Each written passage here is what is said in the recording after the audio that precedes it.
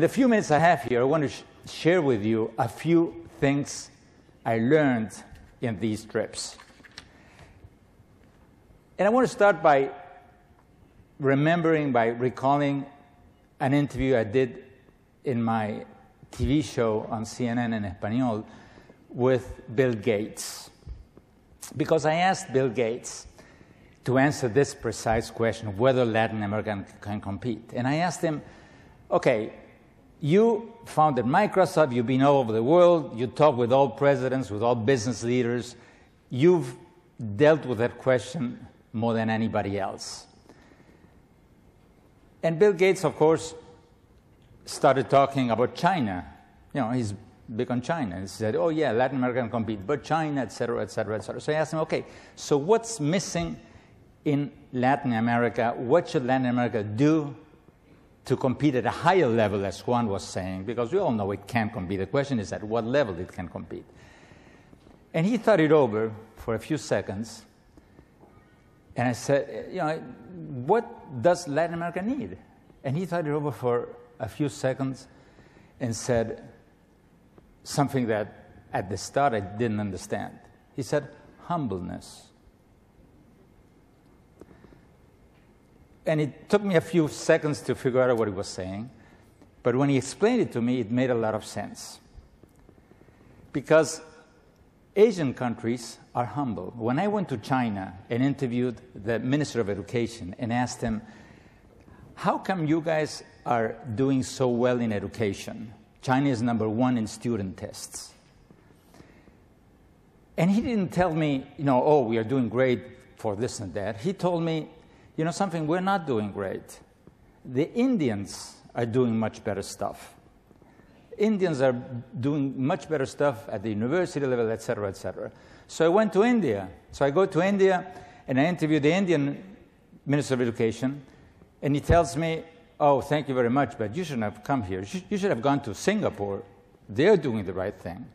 So I go to Singapore, and the Minister of Education tells me, you know, yeah, okay, we're doing well, but we're still, you know, lagging behind in this and that. When I go to Latin America, when I interview Latin American ministers of education, they tell me, oh, we're doing great. There's a big difference. The Asians are humble, are paranoid. They're always looking around them and seeing somebody else who's doing things better. We in Latin America think that we got it right. That leads to complacency. We lack humbleness. Now, I see many of you come from Latin America, or my fellow Latin Americans. I know what many of you are thinking. ¿Qué hace un argentino hablando de humildad? What is an Argentine doing talking about humbleness? But that's why I bring Bill Gates, because he's the one who said it. We need constructive paranoia. We need to be paranoid. The Asians are paranoid, we are not. The second thing that I learned in all these travels, and I'm going to the macro to the micro, is that we in Latin America are too focused in the past, and the Asians are much more focused on the future. And I learned that when I got to Singapore, and I went to the airport. I mean, at the airport, I tried to change some money to get Singapore money to take a cab and go to the hotel. And the teller, you know, gave me some Singapore dollars. And when I was looking at the Singapore dollars, I was struck by what I saw. What do we have in Latin America in the backside of our bills?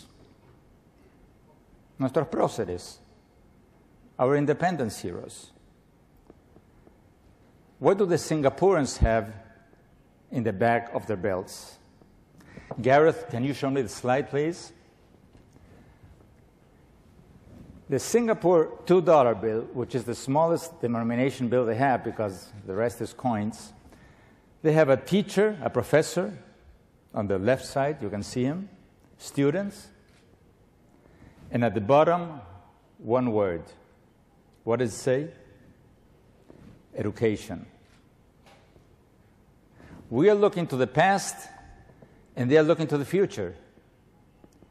And that's evident in our culture wherever you go. You go to any bookstore in Latin America. Thanks, Gareth.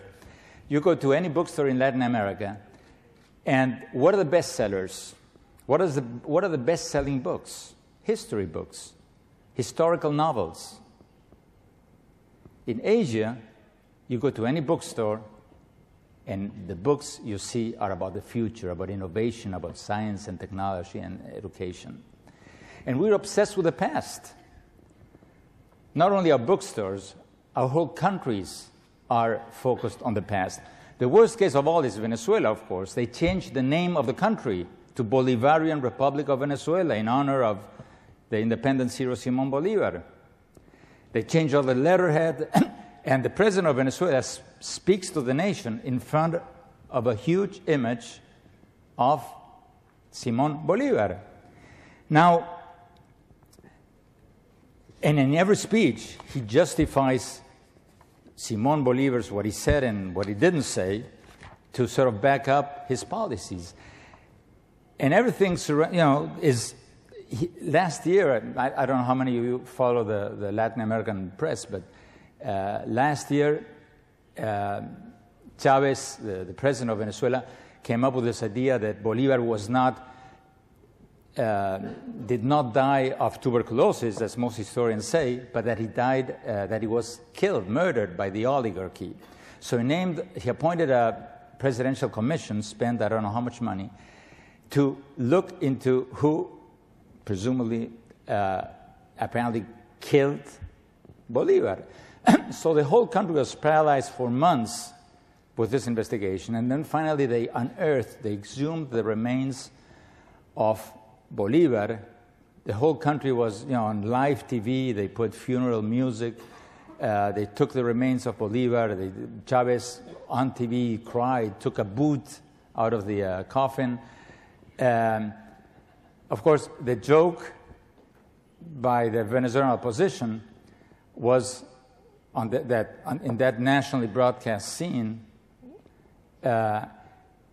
Chávez no le estaba mostrando a Venezuela los restos de Bolívar, sino que le estaba mostrando a Bolívar los restos de Venezuela.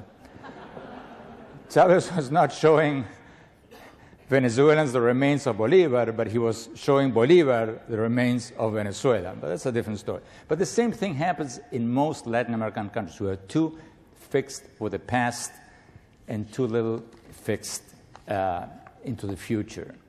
It happens in Ecuador, it happens in Central America. In Central America, 2-3 years ago, there was a huge debate about where the remains of Morazán, the Central American independence hero, should be buried. It was crazy. The Salvadoran president went to, the Honduran president went to El Salvador to get some decoration. And during the decoration ceremony, he said, the remains of Morazán should come to my country. And then all of Central America for like 3 years started debating where the remains of Morazán should be buried. And that sort of took columnists and TV debates, et cetera, and the whole thing was terribly complicated because Morazán, I think, was born in El Salvador, was killed in Costa Rica, and buried in Honduras, or the other way around. It was really complicated. In the end, I think they decided to do some kind of turismo necrológico, to send him like 6 months to every country, something like that. But at any rate, we are spending too much time looking into the past and too little time looking into the future, into the issues of the future, like education, science, technology. And there we have a problem. There we have a big, big problem, because we are way behind in most of these items. I was talking about humbleness earlier. There's a fascinating poll by the Inter-American Development Bank that says that when Latin Americans are asked whether they're satisfied with their public education systems, 80% of Latin Americans say yes. When Latin America ends up last in almost every academic ranking in the world.